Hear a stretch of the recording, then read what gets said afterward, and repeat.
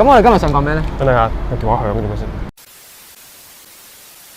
大家好啊，歡迎嚟到90後生活投資頻道，我是大夫。我係大夫。哇，今日天氣好好喎！你睇下咪個天啊，真係非常之藍今日。冇錯啊，同埋睇下我哋個樣先，我哋係冇戴 mask 嘅。冇錯啊，因為新加坡政府已經宣布咗咧，喺出面咧係可以唔戴 mask。冇錯啦。所以依家咧，趁呢個天氣咁好咧，我哋就呼吸下新鮮空氣先。係啦。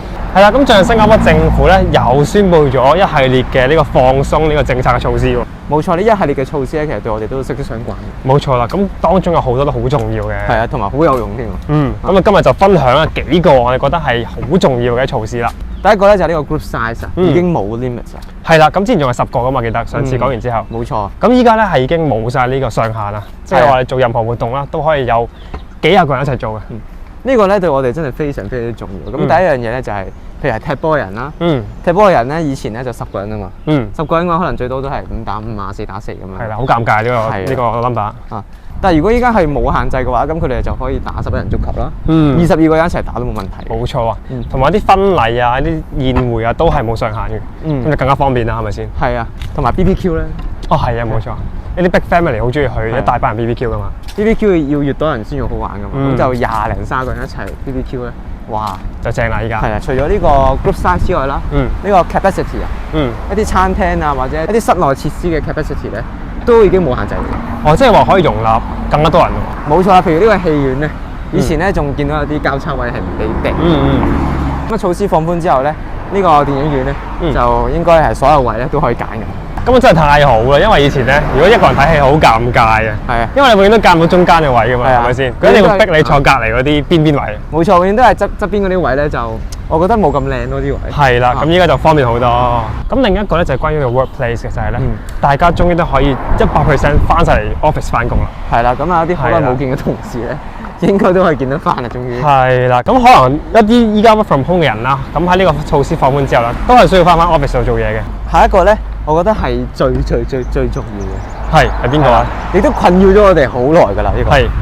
就係唔需要再用 trace together。哇，咁都真係幾正。因為 trace together 咧，有時咧，如果你去好多地方咧，你每一次都要 scan 咧，其實幾煩嘅。咁如果依家係冇咗呢個 trace together 嘅話咧，其實去邊度都可以自由出入嘅話，咁我感覺真係非常之好，真係好自由咯。冇錯啊，特別係當你一抽二掕嘅時候咧，啲電話好難拎出嚟㗎嘛。係啊，冇錯啊。就算你拎 token，你都要拎出嚟啊嘛。但係依家就唔使啦，你好似自出自入咁樣。就唔需要再開個 app。有啲地方咧仍然需要用到 trace together 嘅。譬如咧係要睇你嘅 vaccination 嘅時候咧。咁你咧就可能需要用到 trace together。係啊，所以大家就唔好 delete 佢住，都有用嘅。不過好多地方都唔會再用啫。咁另一個好重要嘅咧就係呢個關於旅遊嘅，就係呢個 pre-departure 嘅 test 啊。咁大家如果嚟新加坡嘅話咧，以後咧都唔使再做呢個 pre-departure 嘅 test 啊。即係話如果我哋去旅行咧，我哋翻嚟之前咧都唔使再做呢個 test 啊。冇錯啊，咁啊之前咧我去歐洲嘅時候咧就翻嚟之前啦，就喺外國啊做一次一個PCR 或者 ART test 啊，咁啊隨你喜歡啦，咁梗係做 ART test 啊，咁依家政府咧又再度放寬咧，基本上嚟到新加坡咧係乜嘢都唔使做嘅，你只要係打個針咯，帶你嘅 passport 啦，但係如果你要 visa 咁去申請 visa 啦，咁就可以嚟到噶啦。其實真係好方便呢個，係其實等於自由旅遊嘅咧。我諗好多旅客咧都會被吸引到嚟新加坡之後，同埋作為 local 都更加願意去旅行，因為我哋喺翻嚟之前咧就唔使再做呢個 test 咧，其實都幾慳時間同慳錢嘅。冇錯啊，即係譬如如果我哋去歐洲嘅話咧，我哋係可以自由出入咁滯。因為歐洲某啲國家其實係唔需要再做一個 pre-departure test 嘅，即係我唔需要喺新加坡做任何 test，我就可以去歐洲噶啦。調翻轉頭咧，如果喺歐洲翻嚟嘅時候咧，我又唔使做 test，其實真係好爽。同埋慳咗好多錢，因為歐洲做 test 咧其實都幾貴。係啊。咁所以呢個唔使再做 pre-departure test 咧，真係非常非常之方便。好啦，講翻旅行先啦。咁去馬來西亞咧又進一步方便咗咯喎。咁依家咧除咗係如果係陸地去 JB 嘅時候咧，唔需要做 test 之外咧，咁啲 cross border 嘅巴士同埋的士咧都開返嘅。哇，咁真係好方便喎。係啊。咁作為 local 嚟講咧，就會多一個地方去玩啦。因為可能大家有時都好想翻 JB 度消費下㗎嘛，因為 JB 啲嘢平好多啊嘛，係咪先？又多嘢食啲喎。咁依家又多一個選擇啦。同埋我啲朋友咧就係馬來西亞人啊嘛，咁佢啲鄉下喺馬來西亞，咁依家咧就好方便啦。係啦。好啦，咁除咗旅行咧方便咗之外咧，一啲 COVID 嘅 measure 喺新加坡都放寬咗，甚至乎係冇咗喎。係啦，冇錯，就譬如話之前收到嘅呢個 health risk 嘅 warning 啦，依家就唔會再有㗎啦。係啦。咁之前我都收過個 health risk warning 啦，大家都記得㗎啦，係啦。咁依家就冇咗啦。有一樣嘢都冇咗嘅，就係更加少嘅一啲 test centre。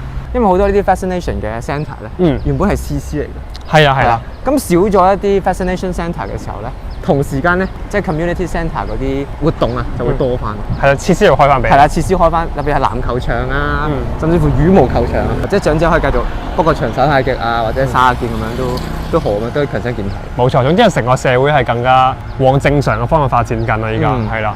好啦，今日影片就嚟呢度啦。唔知大家最中意呢個放寬政策裏邊嘅邊一點咧？可以 comment 話俾你聽嘅。或者你有任何意見嘅話，都可以同我哋講嘅，即係你中意唔中意都可以同我哋講嘅。